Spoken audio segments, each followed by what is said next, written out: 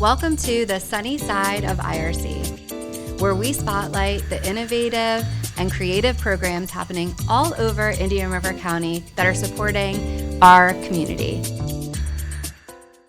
Welcome to episode 7 of the Sunny Side of IRC, where we spotlight all of the innovative programs taking place around Indian River County, funded partially through the Board of County Commissioners, through the Children's Services Committee. I'm so excited today to focus on the Gifford Youth Achievement Center and their programs that are a beacon of hope for youth and families in our community. Today, you're going to get a chance to hear from Angelia Perry, their executive director, Jay Lundy, who runs the Youth Employability Program, and Curtis Webb, who hosts the after-school program for youth. And I'm really excited to share that we have our annual report coming out, and Gifford Youth Achievement Center has hit platinum for their programs funded through the Board of County Commissioners. So stay tuned to hear more about the amazing things they're doing for youth in our community. Welcome to Indian River County, where the ordinary is extraordinary. This is discovery. This is adventure. This is tranquility. This is culture. This is cuisine. This is relaxation. This is Indian River County. Plan your visit today. Hello, I'm Sophia Polson, and it's my pleasure to discuss the impactful work happening at the Gifford Youth Achievement Center. Angelia, it's wonderful to have you here. Can you start by telling us about the overall mission of the Gifford Youth Achievement Center and its role in the community? Sure. The overall mission is to enhance the educational opportunities for disadvantaged students. The center opened in 1998 out of a need to address the declining graduation rate of Black students that was noticed after the closure of Gifford High School in 1969. When the statistics were looked at in 1996, the graduation rate had plummeted from 92% at the closure of Gifford High School to below 30%. And it was out of that need to address those declining graduation rates that GYAC was birthed. Wonderful. Under your leadership, the center has seen remarkable achievements. Can you discuss what these Platinum CSAC programs entail and why are they so critical? So the remarkable achievements for me has been the growth of our programs. I became the director in 2007, and at that time we were serving approximately 120 students. We currently serve over 300 students.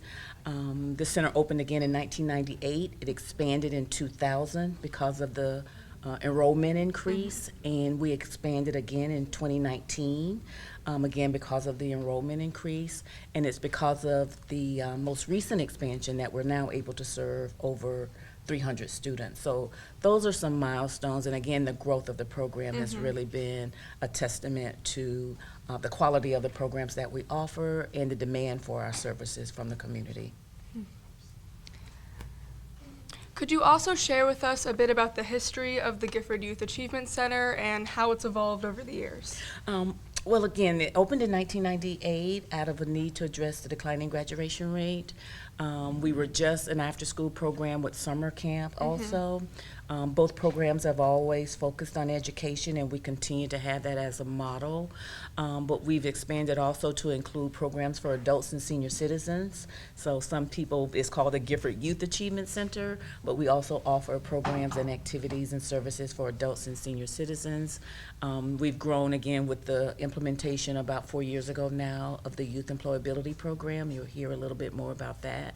But that program has really been successful in allowing students to have paid internships during the summer in areas that they have some interest in post-high school.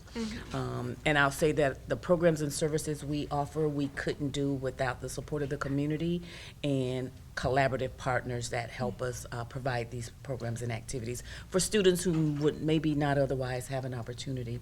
I'll just state real quickly, we just returned from Atlanta, where our students participated in the Junior Theater Festival. this young lady was there also, but that's in partnership with Riverside Theater. So our students got a chance since September to work on a play on Once on This Island Junior, and those are opportunities that were not for Riverside. Our students wouldn't be able to practice and go and participate and perform in front of other students and come back with an award, our second award. We've attended twice and we've come back with awards both years. So just an example of the support we receive from the community that allows us to meet these milestones. Well, that's wonderful. Sorry. What are some of the challenges you face in driving these programs, and how do you overcome them? Some of the challenges, of course, with most nonprofits would be sustainability in terms of funding, ensuring that we're raising the funds that's needed to continue to provide the programs and activities. And again, we were able to do that because of the outpouring of community support that financially supports GYAC, which is a nonprofit organization. It's maintaining, again, making sure that we keep the quality of the program forefront, not just serving more students because we have the capacity to, but maintaining the quality of the program so that our core mission, which is again to provide educational assistance, academic assistance, we provide social emotional counseling and support, making sure that those programs can continue with the quality that we expect and that our parents in the community expects from GYAC. Could you share a success story that embodies the impact of your leadership and in these programs? Well, I'll say that the leadership comes from me, of course, as the executive director, but I couldn't do what I do without the support of our staff and our board of directors and the community, so I want to make sure I acknowledge that core group that provides the support. But two quick success stories. Last summer, we had a young elementary student who was visiting her grandparents for the entire summer. Grandparents enrolled her in our summer camp program. She was identified as below grade level reading. We have the Sunday reading program. It's called Sunday, S-O-N-D-A-Y. It's an offshoot of the Moonshot Learning Alliance program. We enrolled this young lady in the Sunday reading program. It's an intensive one-on-one program to get students up to grade level. At the end of our 7-8 week summer camp program, the lead teacher, Mrs. Mary McKinney, received a nice letter from the parents. She lived out of state, stating that she returned to school and was now on grade level reading, had fallen in love with reading, and just complimented GYAC and the program and the impact that it had on this young lady. And one quick additional story, we have two students that are seniors this year who've attended GYAC since kindergarten.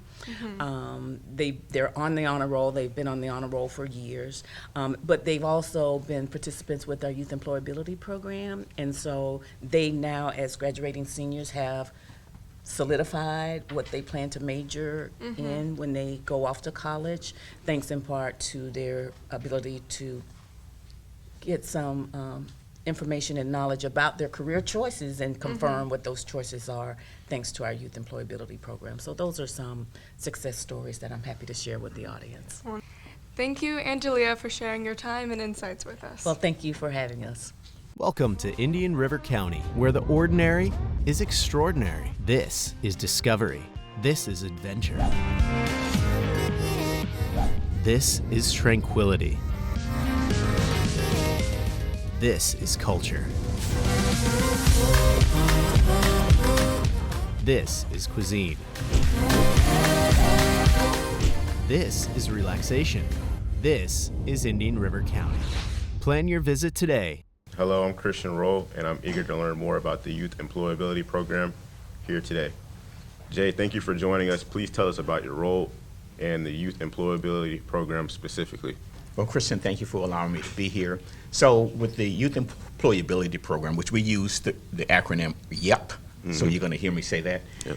I direct it, basically. I answer to the board of directors, our executive director, and go in the direction that we've planned. We have a plan to place students, as Ms. Perry shared earlier, into occupations and careers that they may want to aspire to be when they are graduating from high school.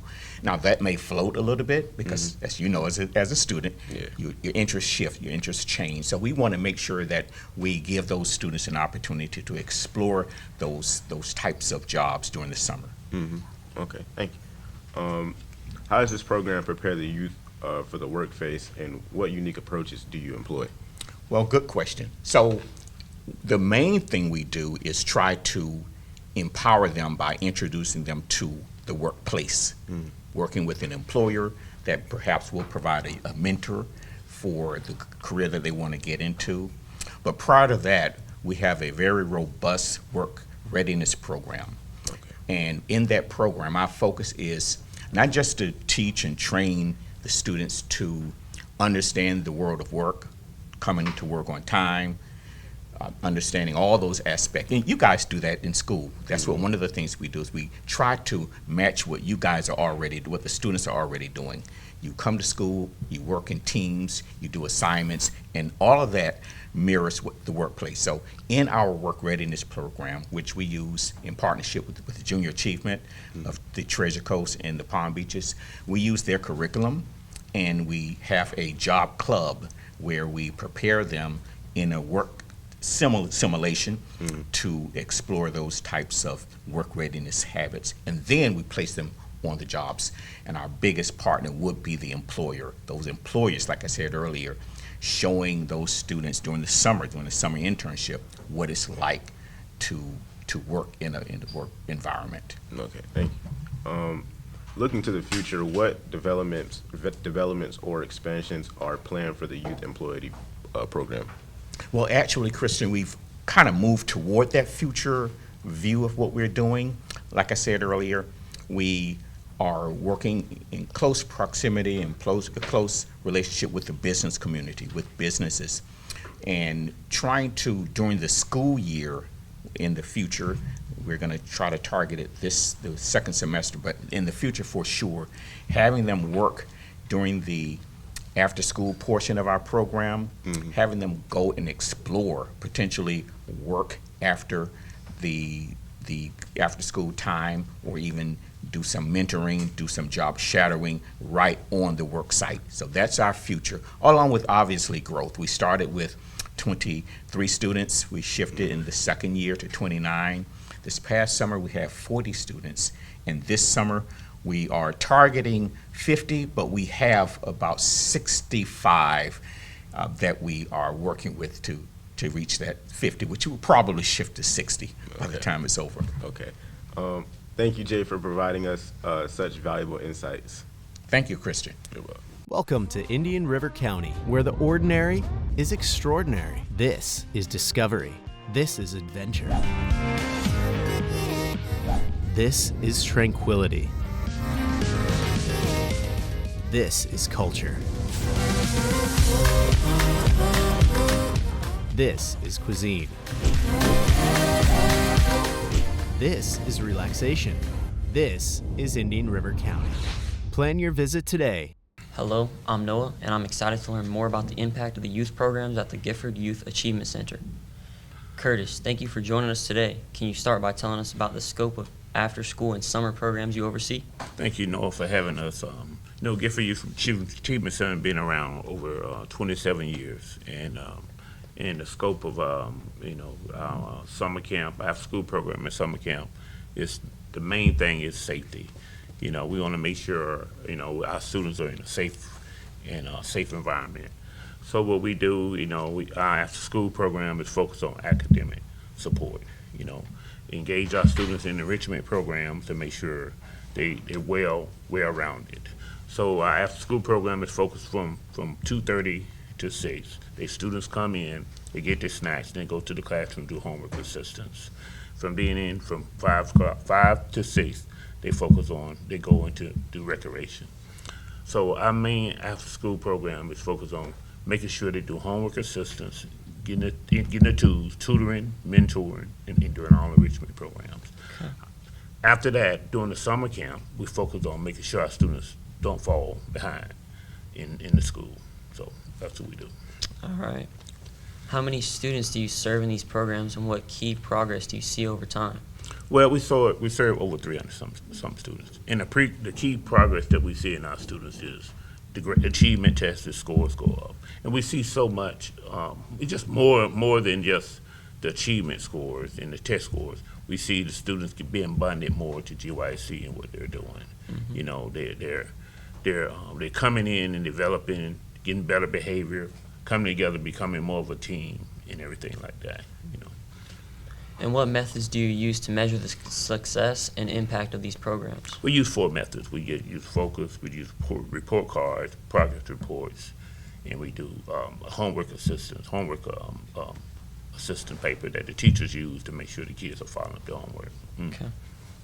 And could you share a success story that really highlights the transformative impact of these programs? Well, definitely. We you know, this success story is mainly for all of our kids, because all our kids come in and they don't know what's going on, and they don't feel comfortable with being there. They don't feel the trust of our teachers and what we have at GYC, because we have a purpose in our goals, in our core values of what we do, and our kids are not. They don't take to what we do. Then once they get the youth, they get our trust and know our core values of what we do. They become together, and their grades and stuff go up. They become to participate in more things, and that's all our students. And then we see better grades, we see better behavior, and we all that, and that's the success of our program. Okay. And Curtis, looking ahead, what developments or expansions are planned for the youth programs? Well, you know, we're gonna be doing during our summer camp. We're gonna go with Junior Achievement for our first to 5th grade students. Something that Mr. Lundy mentioned earlier, Junior Achievement with our YEP program. They're gonna be coming to our summer camp earlier, and they're gonna start doing their curriculum with us. And I'm quite sure that in the near future, you know, our board gonna be focused on our expansion program. Thank you, Curtis, for providing such an in-depth insights into the world you're doing with the youthful at GYAC. Thank you for having us. Welcome to Indian River County, where the ordinary is extraordinary. This is discovery. This is adventure. This is tranquility. This is culture. This is cuisine. This is relaxation. This is Indian River County. Plan your visit today. Today's stories highlight the pivotal role that Gifford Youth Achievement Center plays in Indian River County. We are so excited that you had an opportunity to hear some highlights and success stories that are taking place of these programs that are funded partially through the Board of County Commissioners, through the Children's Services Advisory Committee, and we hope you stay tuned for other success stories in the future with the Sunny Side of IRC. And I just want to give another shout out to Vero Beach High School's Career and Tech program through Todd Wood, where the students direct and produce the show each and every episode. Thank you for tuning in.